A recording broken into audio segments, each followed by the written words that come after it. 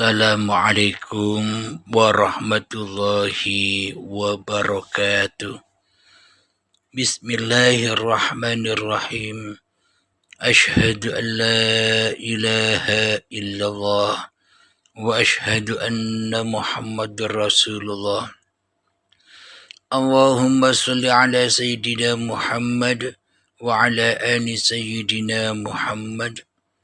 Rabbis rahli sadri wa yassirli amri wahlul 'uqdatam min lisani yafqahu qawli. Amin.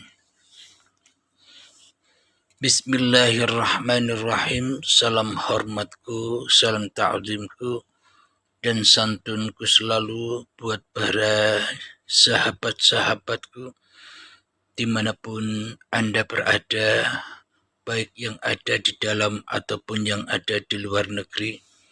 Semoga kita semua senantiasa selalu di dalam lindungan Allah Subhanahu wa ta'ala. Amin ya rabbal alamin. Bismillahirrahmanirrahim. Selama ini kita sudah terlanjur di dalam kajian-kajian yang kita dengarkan selama ini di dunia ini, yakni bila ingin ketemu Allah, ikutilah Rasulullah, ikutilah ajaran-ajaran Rasulullah. Jadi ajaran Rasulullah sudah terabadikan di dalam Al-Quran. Itulah mukjizat Nabi Muhammad yang agung. Alhamdulillahirabbil alamin. Sementara Kanjeng Nabi Muhammad sudah wafat dan warisannya apa? Warisannya adalah Al-Quran. Inilah warisan Kanjeng Nabi Muhammad sallallahu alaihi wasallam. Jadi bagaimana mungkin kita mengikuti yang sudah wafat? Maknanya ikutilah siapa yang menghidupi Nabi Muhammad dulu sebelum Nabi Muhammad wafat. Itu yang wajib diikuti. Bukan mengikuti secara hayalan-hayalan kita. Kalau kita ditanya, Nabimu siapa? Kau ikut siapa? Ikut Nabi Muhammad. Selama ini hidup yang menghidupi Nabi Muhammad tidak tersentuh. Kenapa? Karena masing-masing manusia, ya termasuk saya, selama ini menyangka bahwa hidup ini hidup pribadi-pribadi manusianya. Dengan inilah manusia tak mampu menyentuh siapa hidup yang ada pada Kanjeng Nabi Muhammad. Siapa hidup yang menciptakan Nabi Muhammad. Siapa hidup yang memerankan Kanjeng Nabi Muhammad. Siapa hidup yang mengkalam-kalamkan Kanjeng Nabi Muhammad. Siapa hidup yang mengutus Nabi Muhammad. Itu yang selama ini belum pernah kita sentuh. Kenapa? Karena kita hanyalah melihat jasad-jasadnya. Selama ini kita lebih memuliakan jasad-jasad dan hidup kita sendiri. Sehingga yang dicintainya ya sejenisnya. Cinta dohirianya. Batinnya tak pernah disentuh. Itu yang membuat kita tak bisa bersyahadat langsung. Jadi bila Kanjeng Nabi Muhammadnya belum kita saksikan, karena Kanjeng Nabi Muhammadnya sudah wafat, bagaimana mungkin kita dikatakan sudah bersyahadat? Asyhadu an la ilaha illallah wa asyhadu anna Muhammadur Rasulullah. Itu kan cuma kalimat kata-kata saja. Keyakinan dan iman kita selama ini hanyalah versi hawa nafsu kita sendiri. Beragama dan bertuhan selama ini hanyalah versi kepentingan-kepentingan hawa nafsu kita sendiri. Kenapa? Karena kita selama ini tidak mengikuti Kanjeng Nabi Muhammad yang sejati. Jadi ada tafsir yang non sejati, ada tafsir yang sejati. Di mana tafsir yang sejati? Ya ikuti Al-Quran. Bila kita menemukan kebingungan di dalam hadis-hadis yang banyak itu, ya kembalilah ke induknya, ke sumbernya, ke Al-Qur'annya.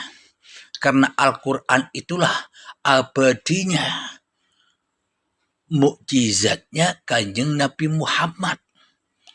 Bila kita menemukan kebingungan-kebingungan di dalam ilmu-ilmu agama, kembalilah ke Al-Qur'annya, ke aslinya, ketimbang kita tambah tersesat jalannya.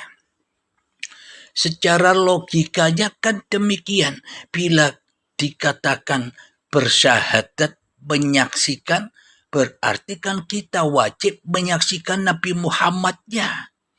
Bila Nabi Muhammadnya sudah wafat, apa yang kita saksikan?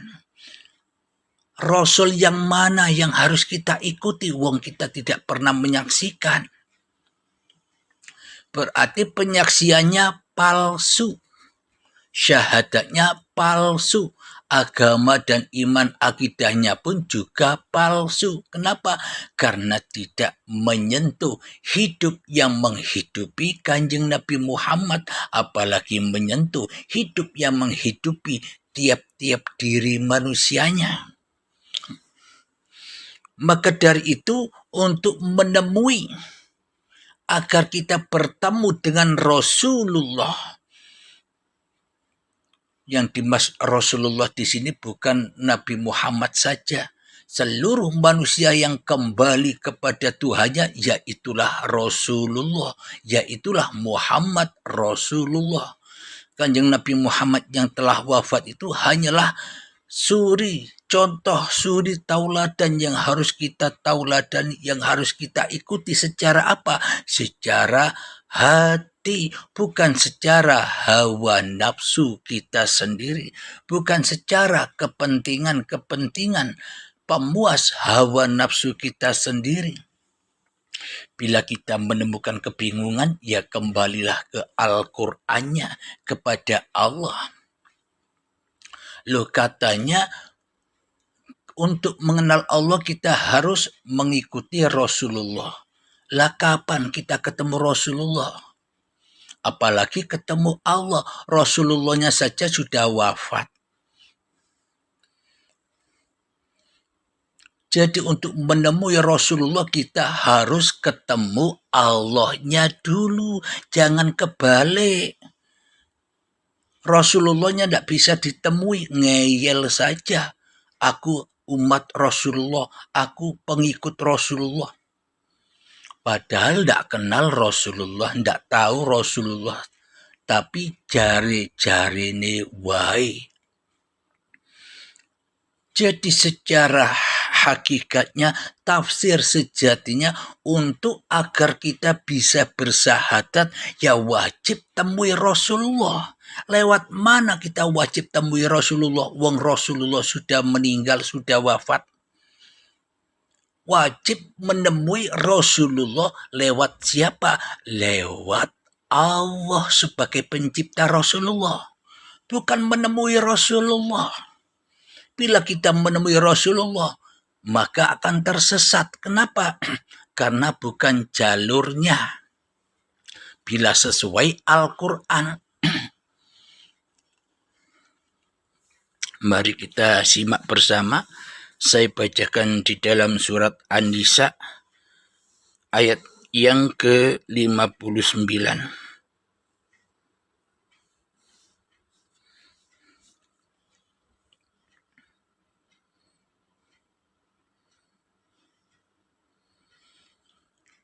Bismillahirrahmanirrahim. Ya أيها الذين آمنوا أطيعوا الله وأطيعوا الرسول وأولي الأمر منكم فإن تنازعتم في شيء فردوه إلى الله والرسول إن كنتم تؤمنون بالله واليوم الآخر ذلك خير وأحسن تأويلا. Yang artinya, wahai orang-orang yang beriman, taatilah Allah atau ikutilah Allah dan ikutilah Rasul dan ulil amri di antara kamu. Kemudian jika kamu berbeda pendapat tentang sesuatu, maka kembalikanlah kepada Allah dan Rasul. Jika kamu beriman kepada Allah dan hari kemudian, yang demikian itu lebih utama dan lebih baik akibatnya. Shadaqallahul azim. Ini jelas ayatnya. Yang tadi dikatakan untuk menemui Muhammad Rasulullah yang selama ini kita mulia-muliakan, kita agung-agungkan, bagaimana cara menemuinya, sementara secara syariatnya sudah wafat 14 abad yang lalu. Kalau kita masih bingung dengan hadis-hadis, ya kembalilah ke Al-Quran ini. Ati Allah wa ati Rasul. Untuk menemui Muhammad Rasulullah sebagai ciptaan Allah, ya kita wajib ketemu Allahnya dulu, baru ketemu Muhammad Rasulullah. Ikut Allah dulu, baru jadi Rasulullah. Apa maknanya ikut Allah dulu? Karena Allah lah yang menghidupi Muhammad. Karena Allah lah yang menghidupi diri kita. Karena Allah lah yang menghidupi seluruh umat manusia. Dan Allah lah yang menghidupi segala sesuatu. Bila kita tidak menemukan dahulu penciptanya, maka tak akan pernah ketemu Rasulullah. Ketemu Rasulullahnya hanya hayalan-hayalan saja selama ini. Jadi Kanjeng Nabi Muhammad itu adalah contoh suri tauladan untuk kita ikuti, untuk seluruh manusia ikuti. Agar apa? Agar bisa kembali kepada penciptanya. Alhamdulillahirabbil alamin. Wahai orang-orang yang beriman. Seruan Allah kepada orang-orang yang beriman. Siapakah orang-orang yang beriman itu? Di sisi Allah itu, orang-orang yang beriman itu adalah orang-orang yang mengikuti Allah dan mengikuti Rasul. Bukan kebalikannya. Bukan mengikuti Rasul dan mengikuti Allah, berarti Rasulnya lebih jadi Tuhan daripada Allahnya. Tapi bila mengikuti Allah dan mengikuti Rasul, maknanya kita memasrahkan bahwa hidup yang ada pada Kanjeng Nabi Muhammad dulu, hidup yang ada pada diri kita sebenarnya bukan hidup kita sendiri, tapi itulah Allah. Maka pasrahkanlah dengan rela dan ridho kepada Allah hidup dan badan ini. Maka bila kita sudah merelakan hidup dan badan ini kepada Allah, maka kita akan ketemu Rasulullah. Apa maknanya? Bukan ketemu sosok-sosoknya Rasulullah. Bila kita sudah kembali kepada Allah, maka manusianya akan jadi Rasulullah, selalu diutus Allah. Maka samalah imannya dengan imannya para nabi dan para rasul. Samalah akidahnya dengan akidahnya para nabi dan rasul. Samalah keyakinannya dengan keyakinan para nabi dan para rasul. Itu yang dimaksud syahadat itu. Bila Allah sudah mentuhani manusianya, maka hanya Allah lah yang bisa menyaksikan zatnya sendiri, dan hanya Allah lah yang bisa menyaksikan rasul-rasulnya. Ini maknanya ati Allah wa ati rasul, bukan ati ati rasul wa ati Allah. Kebalik, ngikut rasul dulu baru ngikut Allah, kebalik. Karena rasul-rasul itu bukan Tuhan. Jadi ikutlah Tuhannya rasul. Jadi ikut Tuhan yang menciptakan rasul-rasul itu. Maka dipertemukanlah kita menjadi Rasulullah juga. Itulah yang dimaksud kita menjadi umatnya Rasulullah. Itulah yang dimaksud kita berjalan bersama Rasulullah, para utusan-utusan Allah. Bila kita sudah mengikuti yang punya Rasul, tapi bila kita mengikuti Rasul, sementara di dalam hati kita imannya tidak sama dengan imannya Rasul, ya salah Tuhan. Akhirnya ya hayalan wae. Maka ayatnya, bila Anda menemukan kebingungan di luaran sana, ikutilah ayatnya Allah, dawuhnya Allah yang lebih yakin, hakul yakin lagi daripada selain Al-Quran. Jadi ikutilah Allah, maka akan ketemu Rasulullah. Itulah yang dimaksud syahadat itu. Ketika manusianya mengikuti Allah, bagaimana caranya? Ya, matikan dirimu sebelum matimu. Maka hanya Allah lah yang mentuhanimu. Allah lah yang menghidupimu. Allah lah yang memeliharamu. Allah lah yang menjagamu. Allah lah yang mencukupimu. Inilah yang dimaksud Rasul-Rasul Allah. Kembali kepada hakikat manusia itu, yakni Rasulullah. Ketika manusianya sadar bahwa dirinya hanyalah makhluk yang tak bisa apa-apa dan yang tak bisa bersiapa-siapa. Logikanya begini. Bila saya Abdul Halim ini tak dihidupi oleh Allah, apakah saya Abdul Halim ini tahu bahwa saya ini manusia? Apakah mungkin saya akan tahu bahwa nama saya Abdul Halim bila tak ada uripe Allah? Nah, jadi ikutilah Allah, baru kita tahu siapa diri ini. Diri ini hanyalah khalifahnya Allah. Jadi itulah yang diajarkan oleh para nabi dan para rasul. La ilaha illallah.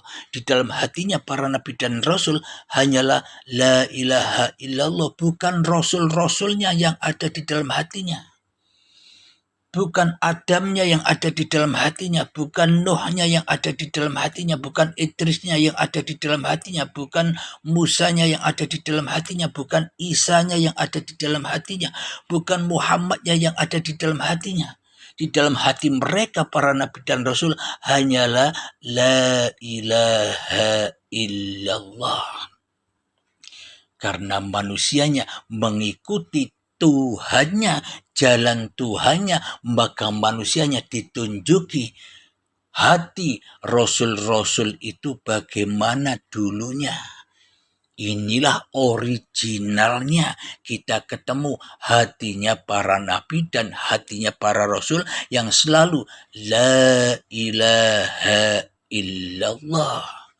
tiadakan dirimu di hatimu, maka nyatalah Tuhanmu sebagai Tuhan yang mentuhanimu, sebagai Tuhan yang menghidupimu, sebagai Tuhan yang memerankanmu, sebagai Tuhan yang memperjalankanmu, sebagai Tuhan yang menjagamu, sebagai Tuhan yang mencukupimu, sebagai Tuhan yang memeliharamu, dan sebagainya. Maka itulah yang disebut syahadat itu. Maka syahadat, bila sudah demikian syahadatnya, maka Islam, maka selamat. Selamat apa? Selamatnya hatimu dari dirimu di hatimu. Tiada lagi diri manusianya, yang ada hanyalah diri Tuhannya. Innani anallah. Sesungguhnya aku ini Allah. Yang bisa bicara aku ini siapa?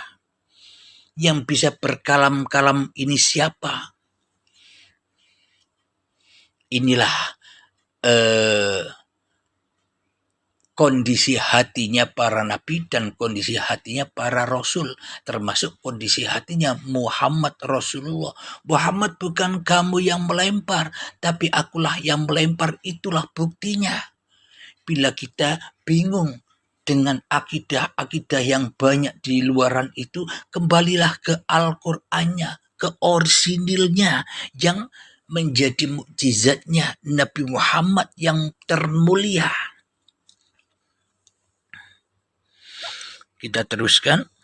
Wahai orang-orang yang beriman, taatilah Allah dan taatilah Rasul, atau ikutilah Allah dan ikutilah Rasul dan ulil amri di antara kamu. Kemudian jika kamu berbeda pendapat tentang sesuatu, maka kembalikanlah kepada Allah. Nah, ini ayatnya. Jangan hawa nafsu kita yang dijadikan Tuhan. Jangan hawa nafsu kita yang merekayasa iman dan akidah, maka akan tersesat bila tidak mengikuti Allah.